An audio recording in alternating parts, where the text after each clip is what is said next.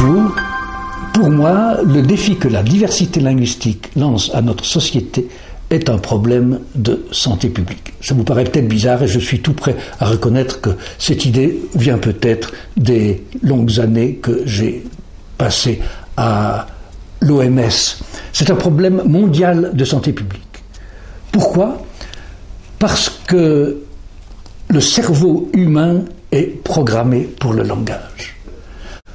Quand un enfant atteint l'âge de 5-6 ans, un enfant qui n'est ni muet ni sourd et ne parle pas, on se dit c'est quelque chose d'anormal. Normalement, un enfant doit pouvoir communiquer avec son entourage. Eh bien, ma thèse, c'est que c'est la même chose au niveau de l'humanité. Les 6 milliards d'habitants de notre planète ont chacun un cerveau qui est programmé génétiquement pour qu'ils puissent se comprendre les uns les autres. Or, la réalité est totalement différente. Dans la grande majorité des situations interculturelles, les interlocuteurs se comportent en fait comme des aphasiques. L'aphasie, c'est la perte du langage. On parle d'aphasie quand quelqu'un qui s'exprimait tout à fait normalement perd cette capacité. Le plus souvent, il s'agit d'une atteinte au cerveau, par exemple la rupture d'un vaisseau sanguin qui fait que le centre du langage dans le cerveau n'est plus irrigué normalement et la personne perd la capacité de parler. Mais ça peut être aussi, il y a des aphasies d'origine psychique. Par exemple, un enfant qui a été violé ou bien un enfant qui a vu toute sa famille massacrée par un bombardement ou une voiture piégée peut très bien perdre le langage, quelquefois définitivement, dans ces cas-là, plutôt pour un certain nombre de mois. Les formes d'aphasie sont nombreuses, quelquefois la personne est complètement paralysée, elle comprend ce qu'on lui dit mais elle ne peut plus communiquer, sauf par exemple par un battement de paupières, selon un code qui dit un battement oui, 2 battements non. Quelquefois la récupération est totale, la personne réapprend le langage, c'est une rééducation assez lente et pénible, mais elle récupère le langage aussi bien qu'elle l'avait avant. Mais assez souvent, il y a récupération du langage, mais pas totalement. Alors, dans ces cas, la personne parle moins bien qu'avant. Elle a très souvent un mot sur le bout de la langue, mais elle n'arrive pas à le trouver. Elle parle plus lentement, elle parle moins, elle articule mal, elle n'arrive pas à émettre les sons qu'elle voudrait émettre. Elle commence à parler et puis se rend compte que c'est trop compliqué, ça marche pas, l'intendance ne suit pas et elle s'arrête, elle renonce. Elle comprend moins bien. Quelquefois, elle fait semblant d'avoir compris alors qu'elle n'a pas compris du tout. Bien, ce qui est intéressant, c'est que tous ces symptômes-là, vous les retrouvez dans les situations interculturelles. Observez un Italien et un Polonais qui essayent de se comprendre en anglais, ou un Coréen et un Tchèque, et vous retrouvez tout ça, les gens qui parlent plus lentement, qui ne trouvent pas le mot juste, qui ont de la peine à s'exprimer, qui articulent mal.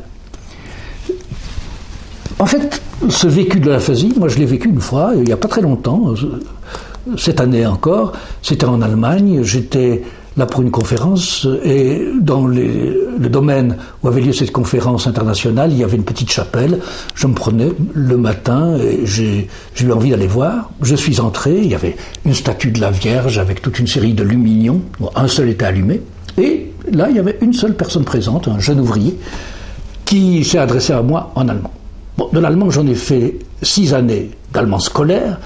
C'est une langue, j'en lis assez souvent, mais c'est vrai que j'ai peu l'occasion de le parler. J'ai pas compris ce qu'il m'a dit. Je lui ai demandé de répéter. Il a répété, j'ai pas compris.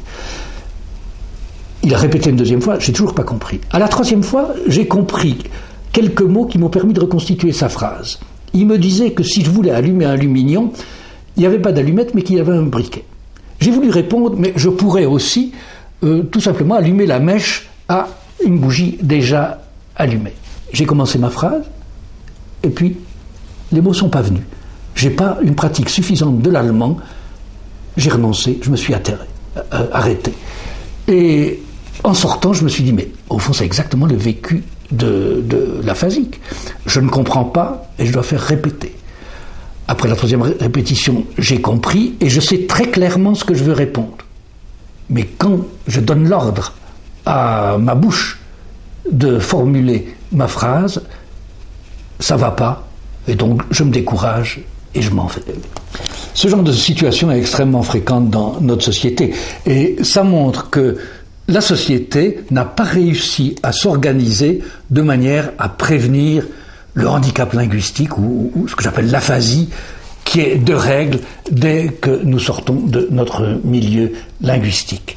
Les milliards engloutis par tous les gouvernements non anglophones dans l'enseignement de l'anglais et les milliers d'heures que passe la jeunesse à se mettre cette langue dans le crâne ne résout pas ce problème, que je vous propose d'appeler aphasie sociogène, parce que la seule cause est dans la façon dont la société s'y prend pour tenter de surmonter la barrière des langues. Ce qui me permet de dire ça, c'est que si on observe les différentes façons dont communiquent les gens de langues différentes, on se rend compte qu'il y a un petit segment marginal de l'humanité qui n'a pas ce handicap et qui n'a pourtant pas consacré des demi-douzaines d'années à se mettre dans le crâne une langue donnée. Ce moyen, qui est rapide, peu coûteux, efficace, si on le généralisait, pourrait rendre la parole à tous ces aphasiques que nous sommes dès que nous changeons de milieu linguistique.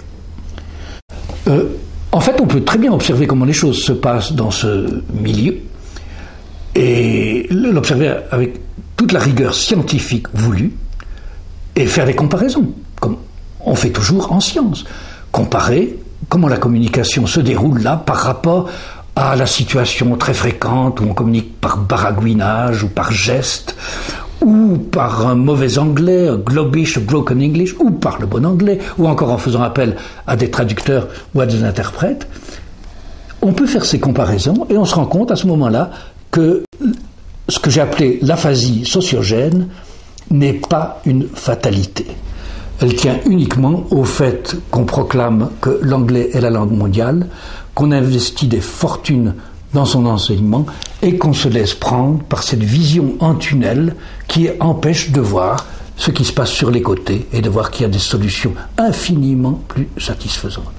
Alors la solution dont je vous parle n'a absolument rien de miraculeux, elle tient tout simplement au fait qu'on applique à 100% les conclusions de l'analyse neuropsychologique.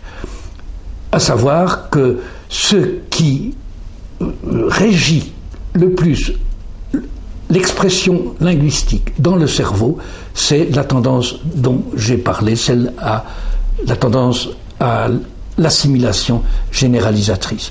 Quand vous respectez cette tendance à 100%, sans exception, eh bien, automatiquement, vous êtes à l'aise, puisque quand on fait ce qu'on est naturellement, génétiquement programmé pour faire, tout se passe beaucoup mieux que s'il faut inhiber le mouvement naturel par des centaines de milliers de réflexes conditionnés pour nous empêcher de faire ce qui nous vient à l'esprit tout naturellement.